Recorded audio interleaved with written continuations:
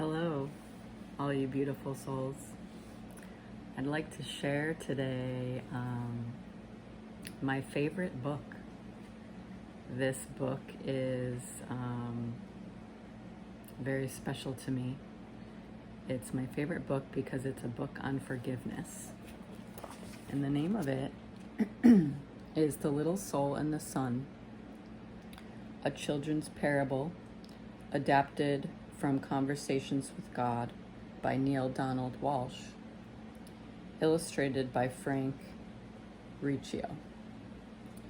And this book demonstrates how God is love, how God is unconditionally loving, and there's a powerful message on forgiveness in this book, and how we can all forgive and heal and live lives of joy and peace and love for ourselves and our past and our brothers and sisters, no matter what has happened. And for those of you who know me well, you know that this is the most important message that I bring to the world and that I would like the world to know.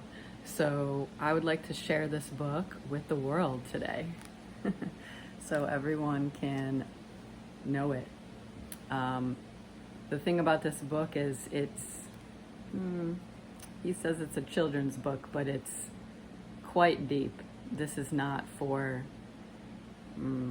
just a child. This is for the inner child, but this is certainly a very deep book with a deep message, and certainly for all ages. So I hope you enjoy. The Little Soul and the Sun.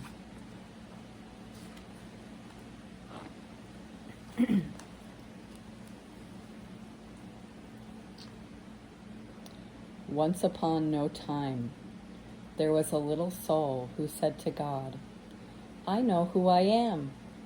And God said, "That's wonderful. Who are you?" And the little soul shouted, "I'm the light." God smiled a big smile. "That's right," God exclaimed, "you are the light." The little soul was so happy, for it had figured out what all the souls in the kingdom were there to figure out. "Wow," said the little soul, "this is really cool."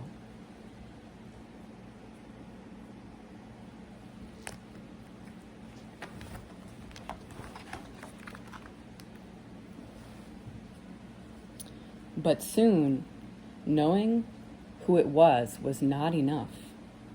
The little soul felt stirrings inside and now wanted to be who it was. And so the little soul went back to God, which is not a bad idea for all souls who want to be who they really are, and said, "Hi God, now that I know who I am, is it okay for me to be it?" And God said, "You mean you want to be who you already are?" "Well," replied the little soul, "it's one thing to know who I am, and another thing altogether to actually be it. I want to feel what it's like to be the light." "But you already are the light," God repeated, smiling again. "Yes, but I want to see what that feels like," cried the little soul. "Well," said God with a chuckle, "I suppose I should have known. You always were the adventuresome one." Then God's expression changed. "There's only one thing." "What?" asked the little soul.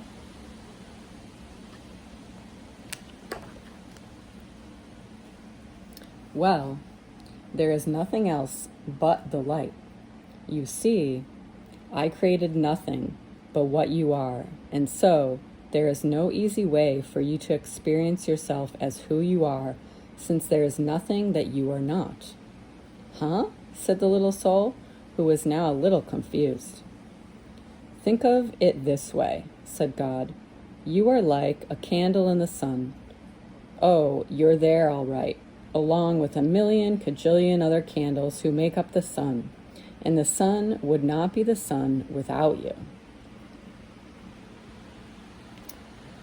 Nay, it would be a sun without one of its candles, and that would not be the sun at all, for it would not shine as brightly. Yet, how to know yourself as the light when you are amidst the light, that is the question. Well, the little soul perked up. You're God, think of something. Once more, God smiled. I already have, God said. Since you cannot see yourself as the light when you are in the light, will surround you with darkness.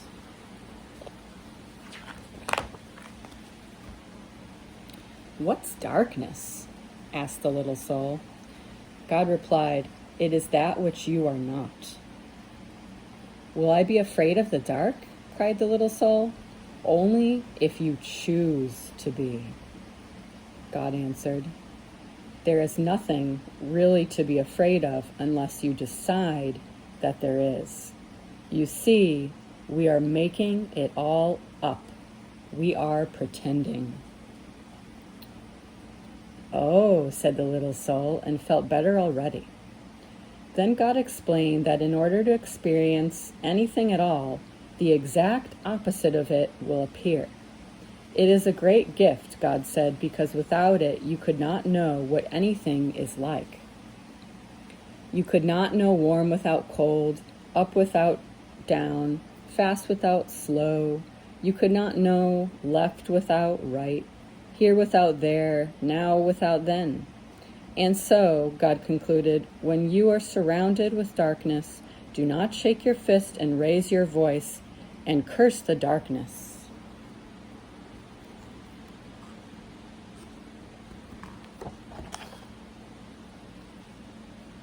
Rather, be a light unto the darkness and don't be mad about it.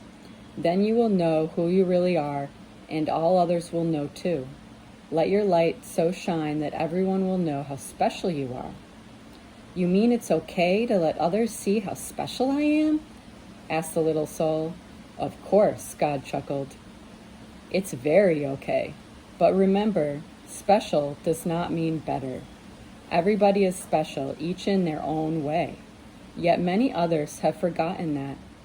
They will see that it is okay for them to be special only when you see that it is okay for you to be special.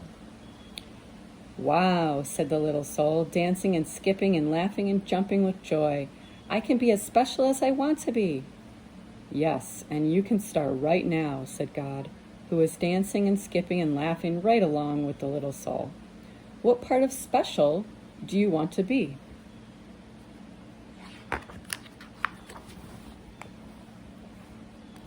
What part of special? The little soul repeated. I don't understand. Well, God explained, being the light is being special, and being special has a lot of parts to it. It is special to be kind. It is special to be gentle. It is special to be creative. It is special to be patient. Can you think of any other ways it is special to be? The little soul sat quietly for a moment. I can think of lots of ways to be special, the little soul then exclaimed. It is special to be helpful. It is special to be sharing. It is special to be friendly. It is special to be considerate of others. Yes, God agreed, and you can be all those things, or any part of special you wish to be at any moment. That's what it means to be the light. I know what I want to be. I know what I want to be, the little soul announced with great excitement. I want to be the part of special called forgiving. Isn't it special to be forgiving? Oh, yes, God assured the little soul. That is very special. Okay, said the little soul. That's what I want to be. I want to be forgiving. I want to experience myself as that. Good, said God. But there's one thing you should know. The little soul is becoming a bit impatient now. It always seemed as though there were some complication. What is it? The little soul sighed. There is no one to forgive. No one? The little soul could hardly believe what had been said. No one, God repeated.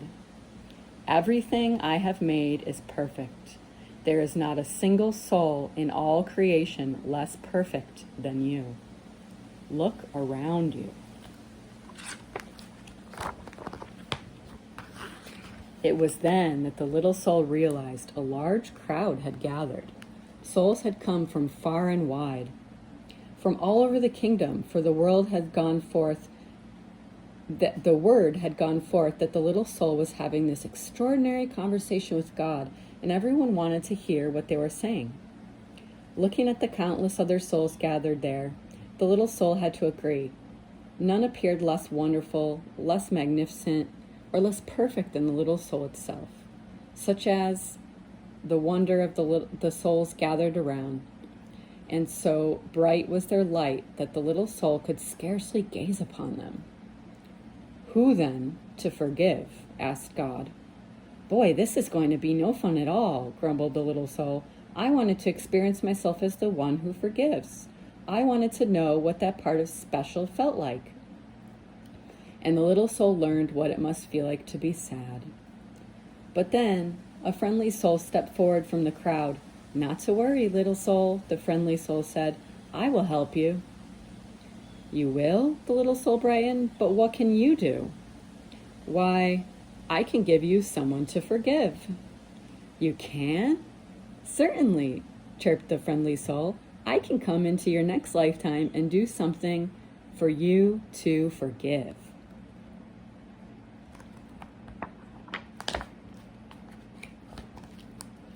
But why? Why would you do that? The little soul asked. You who are a being of such utter perfection, you who vibrate with such a speed that it creates a light so bright that I can hardly gaze upon you. What could cause you to want to slow down your vibration to such a speed that your bright light would become dark and dense?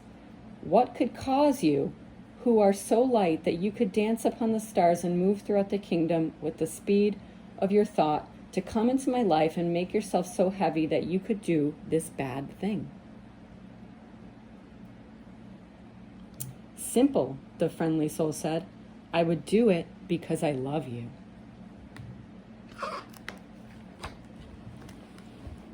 The little soul seemed surprised at the answer. Don't be so amazed, said the friendly soul. You have done the same thing for me, don't you remember? Oh, we have danced together, you and I, many times. Through the eons and across all the ages we have danced. Across all time and in many places have we played together. You just don't remember. We have both been all of it. We have been the up and the down of it, the left and the right of it. We've been the here and the there of it, the now and the then of it. We have been the male and the female, the good and the bad. We have both been the victim and the villain of it. Thus have we come together, you and I, many times before, each bringing to the other the exact and perfect opportunity to express and to experience who we really are. And so, the friendly soul exclaimed a little further, I will come into your next lifetime and be the bad one this time. I will do something really terrible, and then you can experience yourself as the one who forgives.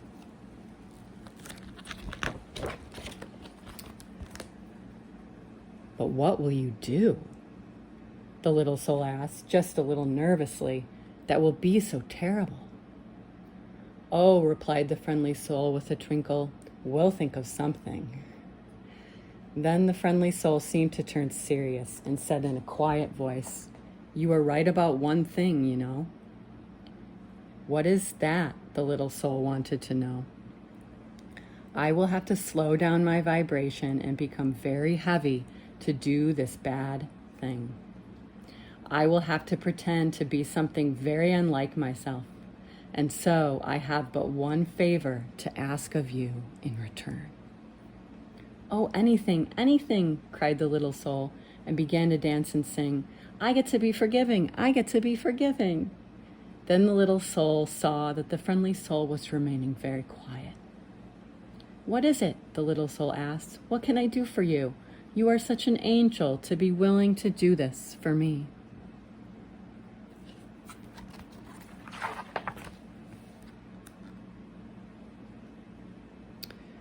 Of course, this friendly soul is an angel, God interrupted. Everyone is. Always remember, I have sent you nothing but angels.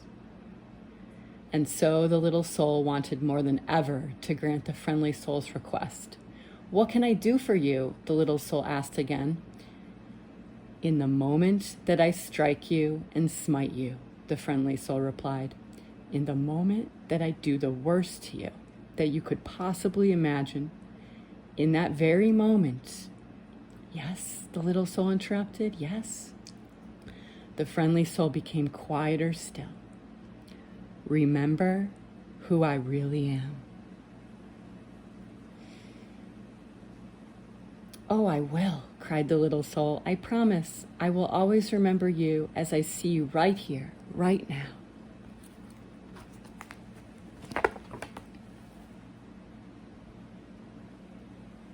Good, said the friendly soul, because you see, I will have been pretending so hard. I will have forgotten myself. And if you do not remember me as I really am, I may not be able to remember for a very long time. And if I forget who I am, you may even forget who you are, and we will both be lost. Then we will need another soul to come along and remind us both of who we are. No, we won't, the little soul promised again. I will remember you, and I will thank you for bringing me this gift, the chance to experience myself as who I am.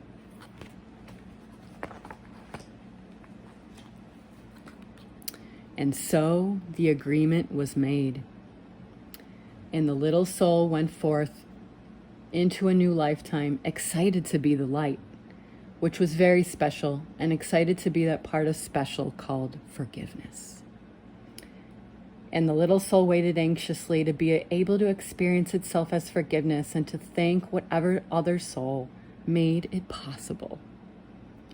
And at all the moments in that new lifetime, whenever a new soul appeared on the scene, whether that new soul brought joy or sadness, and especially if it brought sadness, the little soul thought of what God had said. Always remember, God had smiled. I have sent you nothing but angels. The end.